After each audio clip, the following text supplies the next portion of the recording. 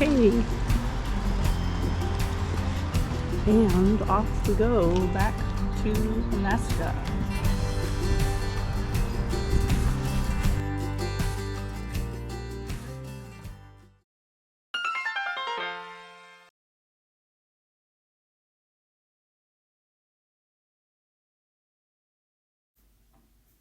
Hey everybody, we are at Stonehenge, but this one's in Washington State. We are at Mary Hill, Washington, and we saw this off the highway when we were coming through here off of Highway 14 and thought we would come in and check it out. If you do pay to visit, it's free admission, free parking, and you just come in and can wander around. So it is a full-scale replica of Stonehenge. It was built by a gentleman named Samuel Hill, and it was built as the nation's first World War I memorial, and it was dedicated in 1918 to the servicemen of Klickitat County, Washington, who died in the service of their country. So let's just walk inside here, and I am reading a little bit of the history from maryhillmuseum.org. It said that Mr. Hill erroneously believed that the original Stonehenge, and there you can see the sacrificial altar, was constructed for human sacrifice. So concluding that there was a parallel between the loss of life in World War I and the sacrifices at the ancient Stonehenge, he set out to build a replica on the cliffs of the Columbia as a reminder of those sacrifices in the incredible folly of the war. It's quite desolate here. There are hardly any trees, and of course the wind is blowing, but it does have its own beauty in a way, and I'm glad it's sunshiny, because if it was raining sideways up here, this would not be a pleasant stop.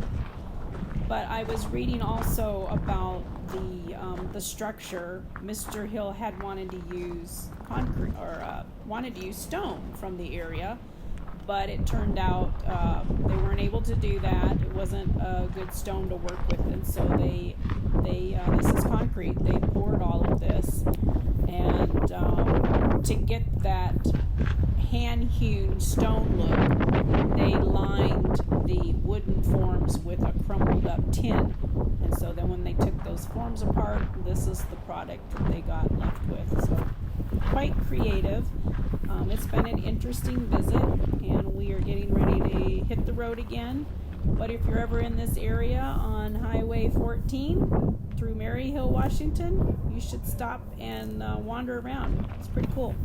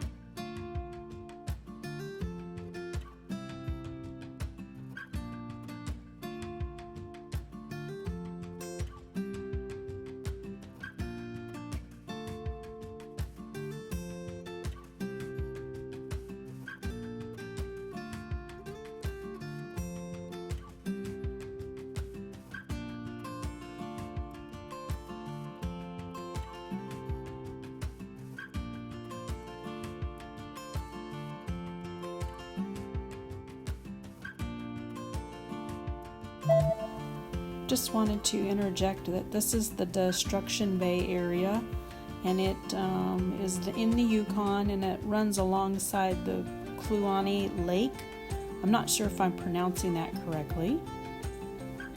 It's a beautiful area, huge lake, 50 miles long, about 102 feet deep on average. And Destruction Bay is about 2 hours and 45 minutes to the border.